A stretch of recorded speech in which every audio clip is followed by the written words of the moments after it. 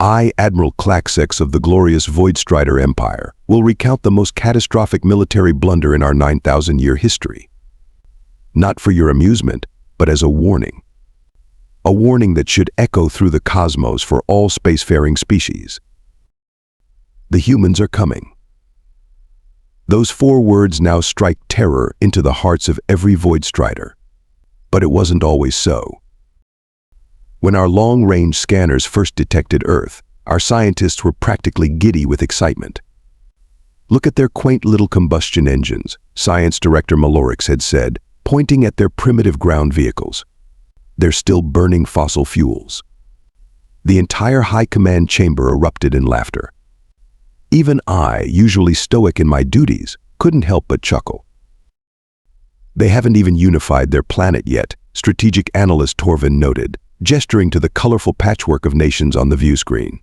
Over 200 separate governing entities, constantly bickering among themselves. And their weapons. Weapons specialist Graxon couldn't contain his amusement. Projectiles propelled by chemical explosions. Metal fragments flying through the air. It's practically ancient history for us. The Supreme Commander, Valdar, turned to me with that smug expression I've come to despise in retrospect. Admiral Klaxx, prepare a small research vessel for first contact. Nothing too intimidating. We wouldn't want to frighten the poor creatures. More laughter. Oh, how I wish I could go back to that moment. I should have objected. I should have insisted on thorough cultural analysis before any contact. But the Voidstrider Empire doesn't become the dominant force across 17 star systems by being cautious, does it? Captain Bezix was selected to lead the mission. Young, ambitious, with exactly the wrong temperament for first contact. His service record showed multiple citations for excessive force in previous encounters, but he got results, and that's what counted in our military. Remember, Captain, I instructed during the final briefing, this is strictly observation and limited interaction. No displays of military might. Of course, Admiral, Bezix replied with that cocky smile of his. I'll treat the primitives with kid gloves. Kid gloves. The horrific irony of that Earth expression makes me nauseous now. The research vessel, the Stellar Probe, landed in what the humans call North America, in a region with moderate population density. Captain Bezix's first report was standard, successful landing, cloaking systems functioning, observation units deployed. His second report, 18 hours later, is now infamous throughout our empire. Admiral, we have neutralized a potential threat. 12 humans approached our position carrying primitive projectile weapons. They showed signs of aggressive behavior. We responded with minimal force. Minimal force meant vaporizing 12 humans with a low-yield particle beam. When the recording reached high command, there was celebration. Bezix was praised for his decisive action and protection of Voidstrider assets. Supreme Commander Valdar even proposed awarding him the Crimson Nebula, our highest military honor. Then our cultural analysts finally did their job. Sir, Junior Analyst Phoebe interrupted the celebration, her voice trembling. The humans Bezix eliminated, they were younglings, children. On what humans call a field trip, the weapons were scientific instruments.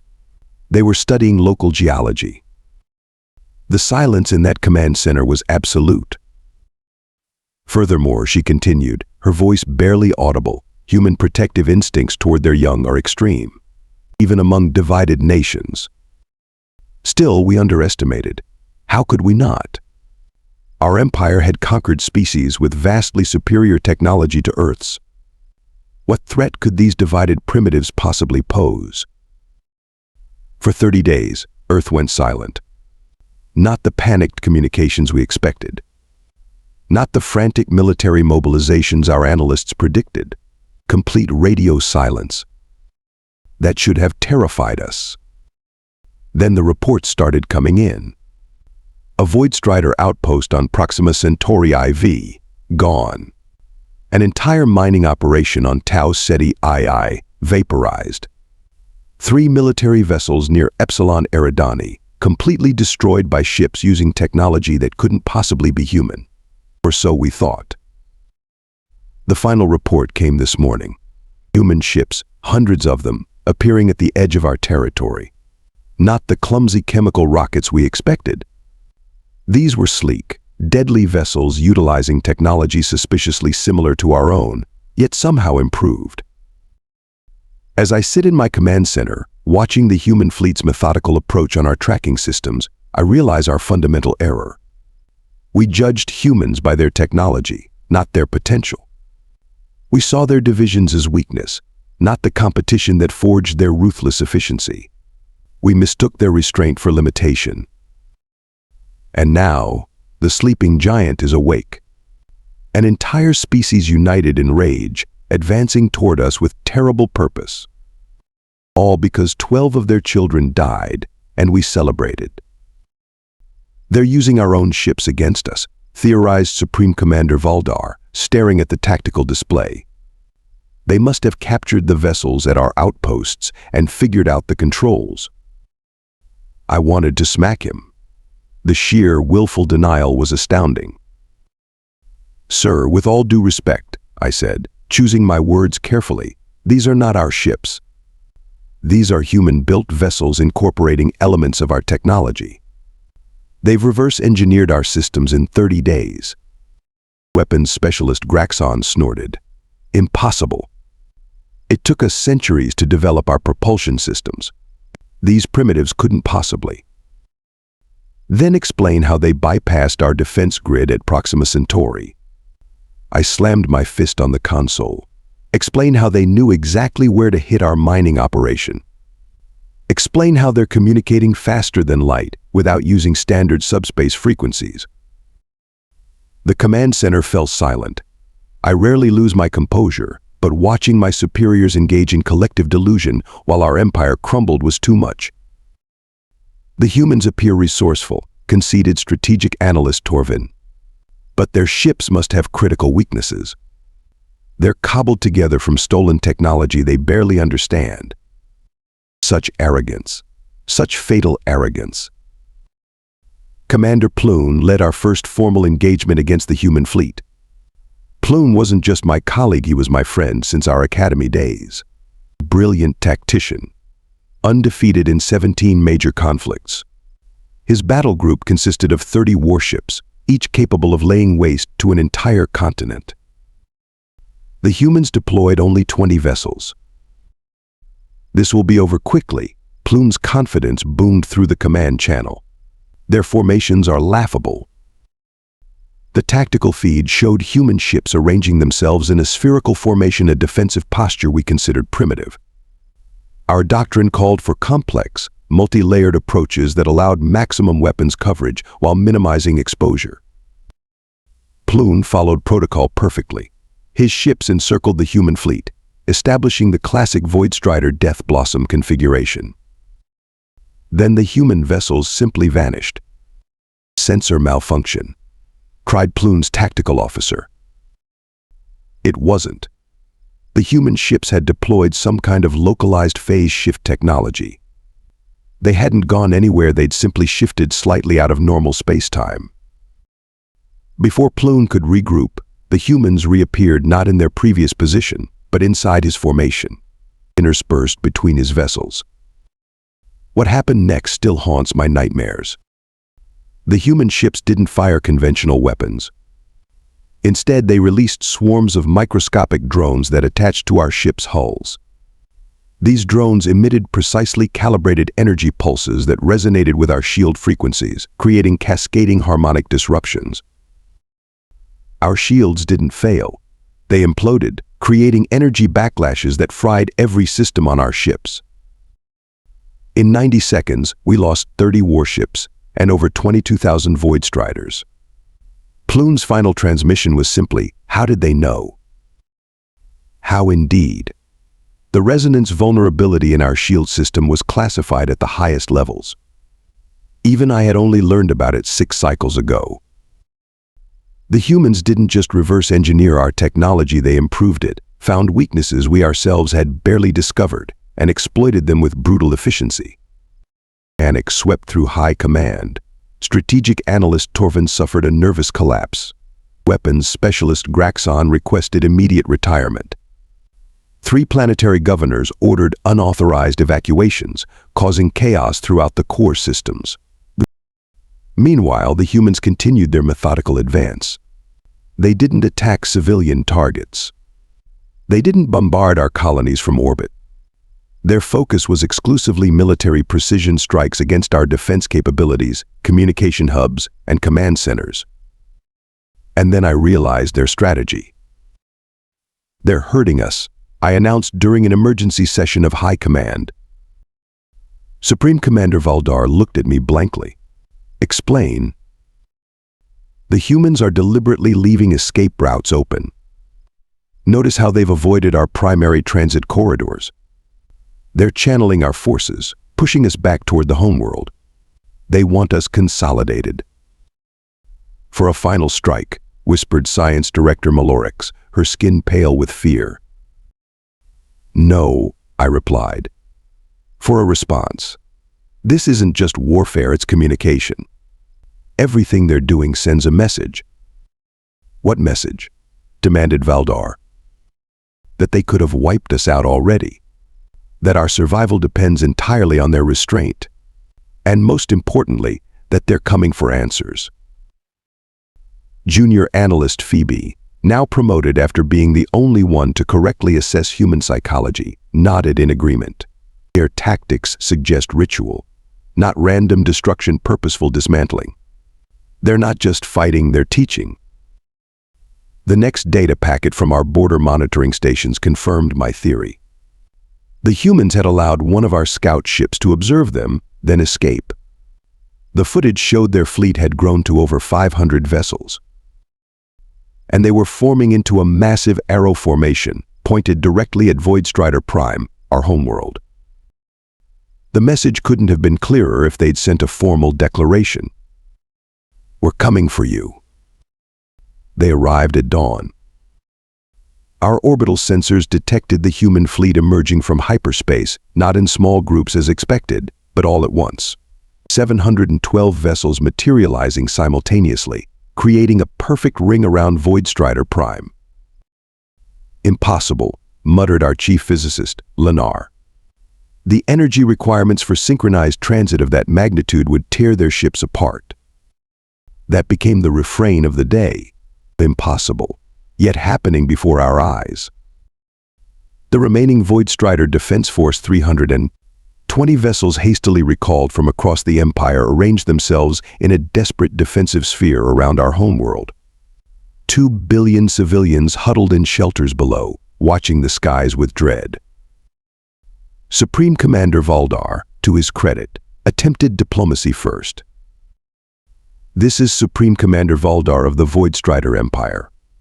We acknowledge the unfortunate incident involving your species. We propose immediate cessation of hostilities and reparations for..." The humans cut the transmission. Not with electronic interference. They somehow reached into our communication systems and simply disconnected them, as if switching off a light. "All ships, engage," Valdar ordered, his composure finally cracking. What followed wasn't a battle. It was a demonstration. Our ships fired first every weapon in our arsenal, launching simultaneously in a desperate alpha strike that should have vaporized half the human fleet. The humans didn't dodge. They didn't raise shields. They simply activated devices on their hull that bent our weapons fire around their ships, redirecting the energy safely into space. Conservation of energy on a scale we'd theorized but never achieved. Then they responded. Not with weapons of mass destruction. Not with overwhelming force. Instead, hundreds of small craft detached from their larger vessels and darted toward us. Too small to target effectively, too numerous to track. These craft attached themselves to our ships' hulls and simply shut them down. Power cores, weapons, engines, life support, everything but gravity and emergency oxygen. In 15 minutes, 320 warships became floating coffins, their crews alive but helpless.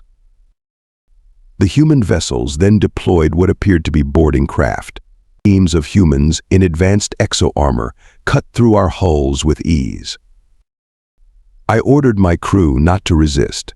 Others fought back, to no avail.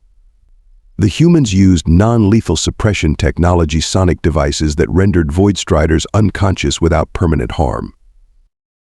When they reached my bridge, I stood alone, my crew evacuated to escape pods. "Admiral Klaxx?" asked the human squad leader, her voice translated perfectly through some device on her suit. "Yes," I replied, removing my command insignia and offering it as formal surrender. "I take full responsibility for my Empire's actions." My crew followed orders. Any punishment should fall on me alone. "You're coming with us," was all she said. They transferred me to what I assumed was their flagship, a massive vessel at least 3 times larger than our biggest dreadnought. I was escorted, surprisingly gently, to what appeared to be a conference room rather than an interrogation chamber.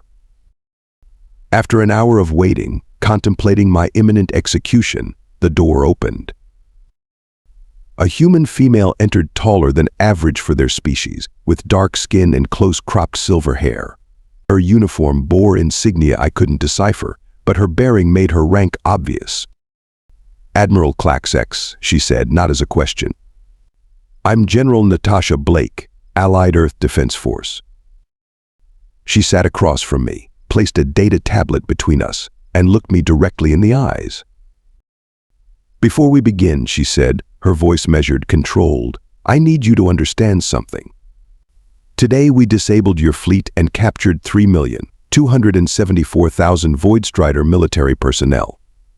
We did this without taking a single Voidstrider life." I couldn't hide my shock. Why show such restraint? "Because we're not you," she replied simply. She activated the tablet, and an image appeared, a group of small humans in matching clothing, smiling at a camera. "These," General Blake said, her voice finally betraying emotion, "are the 12 humans your Captain Bezix murdered. 6th grade students from Madison Elementary School, ages 11 and 12. Their teacher, too. They were collecting rock samples for a science project." My 4 hearts seemed to stop beating simultaneously. Children. We'd celebrated killing children. Olivia Chen, future astronaut. Marcus Washington, wanted to be a doctor. Priya Patel, already published a paper on local geology at age 11. Aiden Nakamura, her voice broke slightly. My nephew. I lowered my head in genuine shame. There were no words. "Your Empire killed 12 of our children," General Blake continued after composing herself. "By your own military codes, we would be justified in wiping your entire species from existence." I nodded. I expected nothing less. "Then you fundamentally misunderstood humanity," she said, closing the tablet. "We're not here to exterminate you. We're here to offer terms." She pushed a document toward me. "These are our conditions for peace. They're non-negotiable. You will read them, and then you will explain to your people why accepting them is the only way your civilization survives this encounter." As I began reading, I realized the true extent of our miscalculation. We hadn't just underestimated human technology. We'd underestimated their capacity for both vengeance and mercy. The terms were harsh but fair, more merciful than any species in the known galaxy would have offered.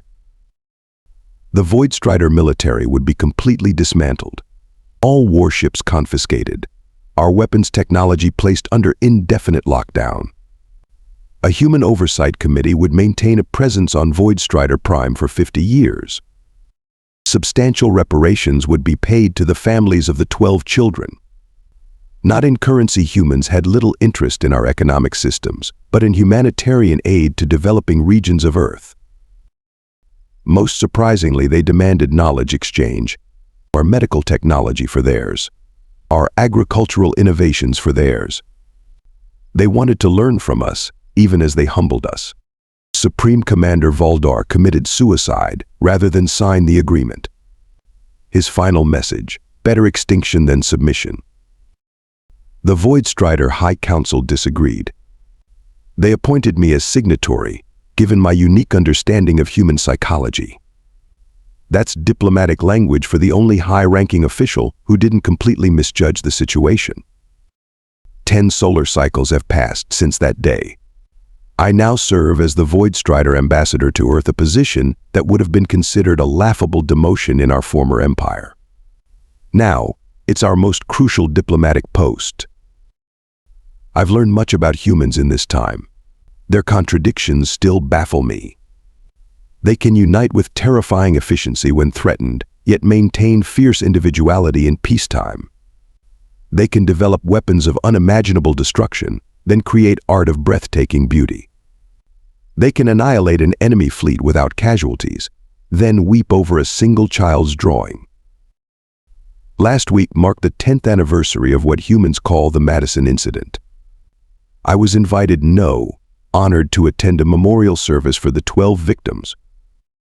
The families were there, all of them, including General Blake, now retired but still commanding respect with her mere presence. I expected hatred. I had rehearsed apologies for days. But when Olivia Chen's mother approached me, she didn't curse my name or demand further reparations. She handed me a photograph. Olivia would have been 22 this year, she said quietly. She would have graduated from university, probably studying xenobiology after everything that happened. The other families followed suit. Marcus Washington's father showed me his son's science project, the very rocks he had been collecting when Bezix killed him. Priya Patel's parents brought her journal, filled with drawings of what she imagined aliens might look like. None of their imagined aliens resembled Voidstriders. Their imaginations had been much kinder than our reality. Why show me these things? I finally asked General Blake. Why not let me bear the guilt without seeing the full measure of what we destroyed? She considered my question carefully before answering. Because hatred is easy, Admiral Klaxx. Understanding is harder. Forgiveness is hardest of all. But that's the path we chose. After what we did, I said, struggling to comprehend, how can there be forgiveness? There isn't. Not completely, she admitted. But there's something more important than forgiveness or vengeance. What could possibly be more important? Progress, she said simply. Learning from this so it never happens again. Your people and mine, moving forward together rather than remaining locked in the past.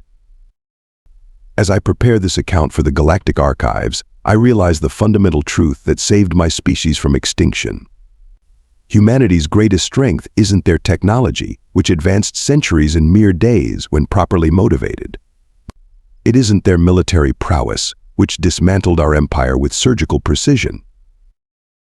No, humanity's greatest strength is their unpredictability, their capacity to respond with either overwhelming force or surprising compassion, their ability to pursue justice without becoming consumed by vengeance. The humans could have annihilated us. By any moral calculus in the galaxy, they would have been justified. Instead, they chose to teach us a lesson painful, humbling, but ultimately constructive. To any spacefaring species who may encounter humanity in the future, heed this warning. Do not mistake their divisions for weakness. Do not interpret their diplomatic overtures as lack of resolve. Do not test their patience or their principles. And above all, never harm their children. They will not hesitate to bring your civilization to its knees. They will do this not from hatred, but from duty. They will be methodical, thorough, and overwhelming in their response.